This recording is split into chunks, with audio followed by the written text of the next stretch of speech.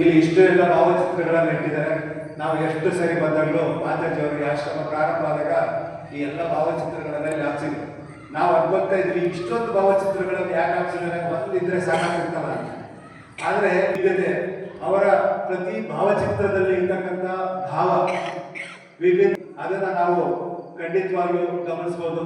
ಅದರ ಜೊತೆಗೆ ಅಲ್ಲಿರ್ತಕ್ಕಂಥ 16 ಶಿಷ್ಯರು, ಅವರ ಕೆಳಗೆ ನಾವು ದಿನ ದಾಟಿ ಹೋಗಬೇಕಾದ್ರೆ ಅದು ಏನಂದ್ರೆ 16 ಶಕ್ತಿಯ ಪ್ರವಾಹದ ಕೆಳಗಡೆ ನಾವು ಆಶೀರ್ವಾದ ತಗೊಂಡು ಹೋಗ್ತೀವಿ ಅಂತ ಅನ್ಸುತ್ತೆ.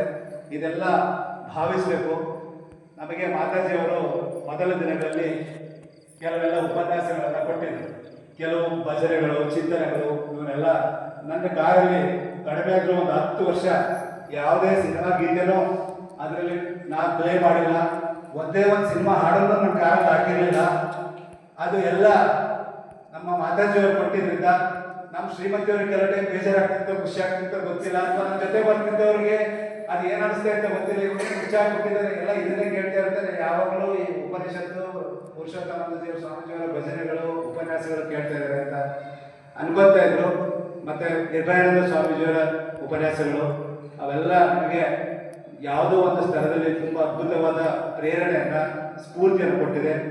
ಮತ್ತೆ ನಾನು ಕೃತಜ್ಞತೆಗಳನ್ನ ಈ ವಿಷಯದಲ್ಲಿ ನಾನು ಮಾತಾಜಿಯವರಿಗೆ ಸಲ್ಲಿಸಬೇಕಾಗ್ತದೆ.